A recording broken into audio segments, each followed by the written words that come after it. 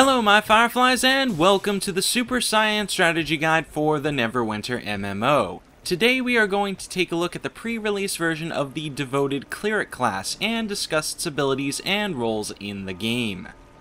The Devoted Cleric takes the role of the classic healer, with some minor damage capability. Devoted Clerics assume a very similar in-game role as their tabletop counterparts, focusing primarily on healing skills and buffing their allies to keep them alive. They are leaders, bringing out the best in their allies and inspiring them onward to glory. While they do have some potent attacks, they are not capable of the raw damage output that other classes can produce. A good cleric is necessary to the success of any party. The best races for the Devoted Cleric are less apparent than others because there are no racial traits focused around healing and providing support to the party. That said, it seems like elves, half-elves, and dwarves make fairly good Devoted Clerics, while humans are a good middle ground. Tieflings and halflings, however, need not apply. And if you're considering going half-orc, you're an idiot. Half-elves seem to be the best choice here, as their +2 to Constitution and their +2 to either Charisma or Wisdom roll right into the lines for the class. Extra Constitution means a larger health pool, meaning the cleric can take some more hits without having to worry about his own safety over that of his teammates. The +2 Wisdom enhances their healing and damage, which makes them far more effective at their role. Half-elves also get Dilettante, a word that I actually had to look up the pronunciation for, which grants a +1 to a non-class ability score, helping them to round out their weak points even further. Finally, their racial skill Knack for Success gives them +1% to Deflect, +1% to Critical Severity, and +1% to Gold Find, further rounding out their usefulness. Surprise, surprise, dwarves are also a very good choice for Devoted Clerics, gaining a +2 to Constitution and a +2 to Strength or Wisdom. This lets the dwarf roll in a very similar fashion to half-elf Devoted Clerics, though their racial traits do differ. Stand Your Ground makes the dwarf more resistant against knockback and repel effects, and Cast Iron Stomach increases your resistance to damage over time effects, helping the cleric absorb damage and keep them exactly where they want to be to best assist the party in healing and long-range damage.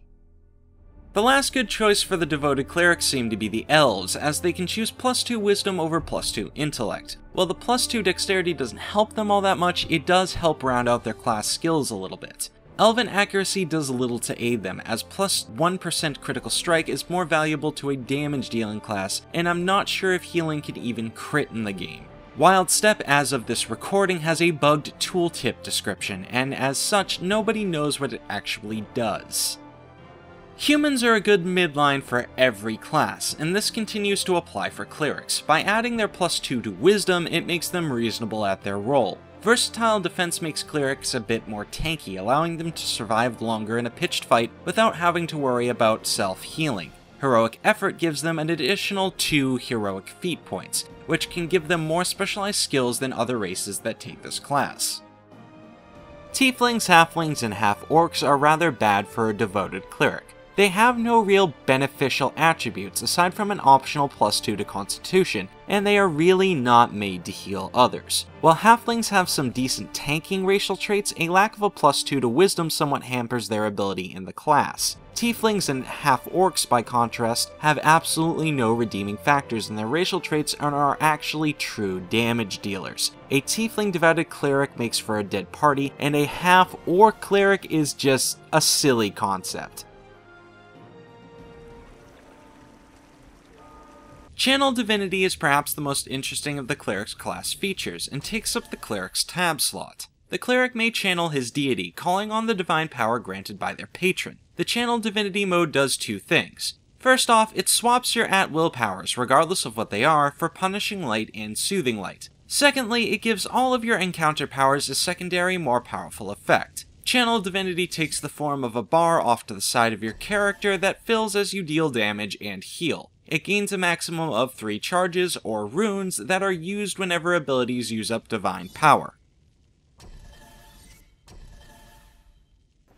Dodge is the cleric's shift ability, allowing them to dodge in 8 feet in any direction to avoid damage. They are not immune to damage while dodging, so make sure to shift out of the way of an attack before it actually occurs. Otherwise, you will take damage and waste your stamina bar.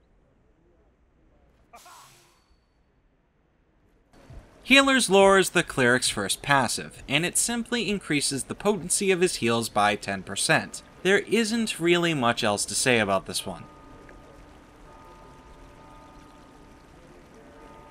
The cleric's at-will powers are focused around light range damage, debuffs, and light healing. They are a versatile class to be sure, but do remember the class's primary role while selecting which at-will powers you want to bring to the table. The Devoted Cleric's Channel Divinity power also gives them access to Punishing and Soothing Light at will, so keep this in mind during the brawl. We will be looking at Lance of Faith and Astral Steel, as well as Punishing and Soothing Light.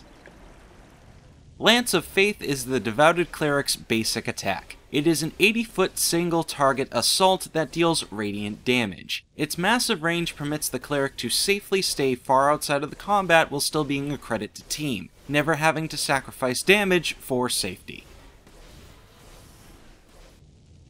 Astral Seal is a basic ranged debuff. While it doesn't do any damage on its own, it permits yourself and any allies that strike the target to gain a slight amount of health back. This can be spammed quite often, and can be placed on multiple enemies at once, assisting the party in health regeneration without much effort. Astral Seal has the same range as Lance of Faith, allowing him not only to provide damage from the back ranks, but to support the party as well.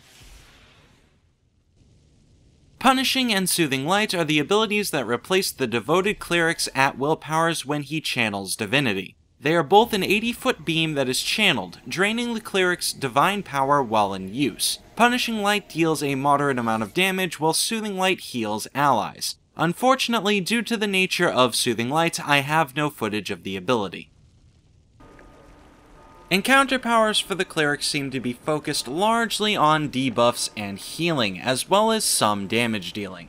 They are capable of healing all allies in an area while simultaneously debuffing enemies and dealing fairly high damage to large groups. It is worth noting that all encounter powers for the Devoted Cleric become more powerful when Channel Divinity is active, at the cost of saved divine power. The powers we will be looking at are Sunburst, Searing Light, and Chains of Blazing Light.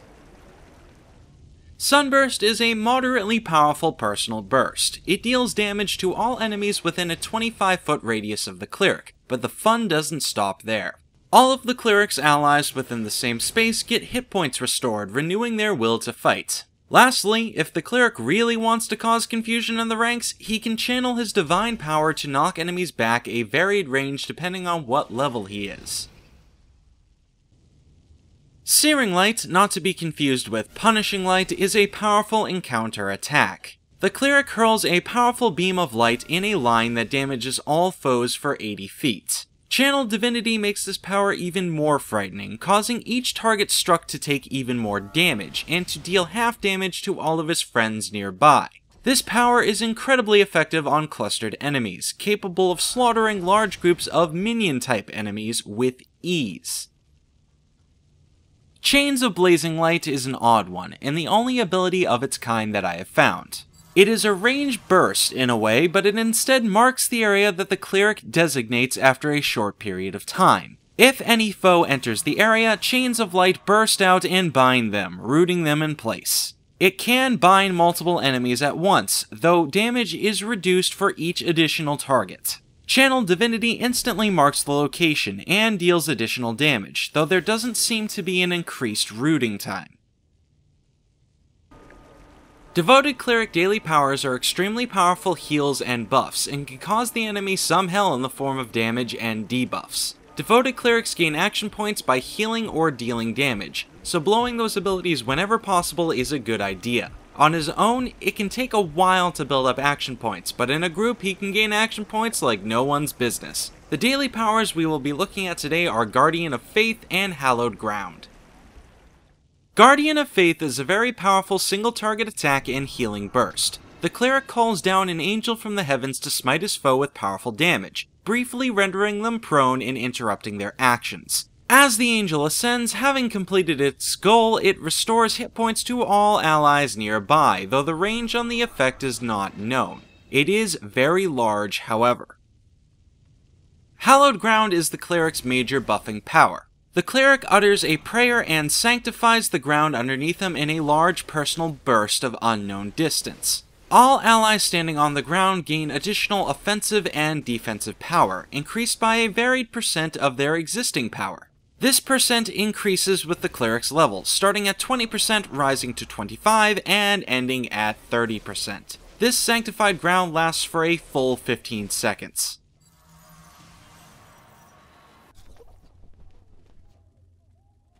The Devoted Cleric is the leader of the party. He takes charge from the back ranks and inspires the group onward to victory. It is best for him not to initiate combat, as that really belongs in the purview of the tankier classes. However, if he's alone, he'll typically have no choice. Dropping Chains of Light where it can catch the most enemies is the best way to start a fight, throwing the ability on cooldown and giving him a few seconds to deal damage unopposed.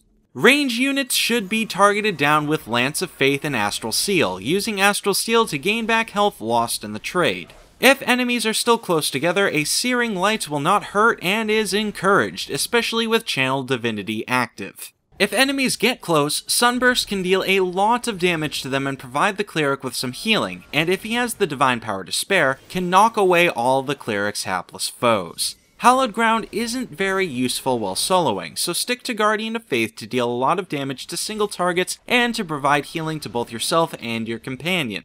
The cleric's abilities really shine in group fighting. Once again, it's best to let others initiate for you while you support them in the distance. Searing Light and Chains of Light can deal damage to clustered enemies and deliver havoc among their ranks, while Astral Seal allows all your allies to heal themselves in a limited capacity. If the fighting seems to sway in favor of the enemy, rushing in with a Channeled Sunburst will shove all foes away from your allies and provide them with a healing boost. Guardian of Faith can do much the same, but keep in mind it only targets one foe, so save it for the biggest creep around, and make sure that he's using a very powerful ability in the process, so you can interrupt him. Hallowed Ground, conversely, is a good skill to use at the very start of a fight to enhance the abilities of your entire team, or if they do not seem particularly in need of healing at the moment. Channeled Divinity should be saved for a maximum of effectiveness, only using it when the party needs healing or when dealing vast amounts of damage to minion-type mobs.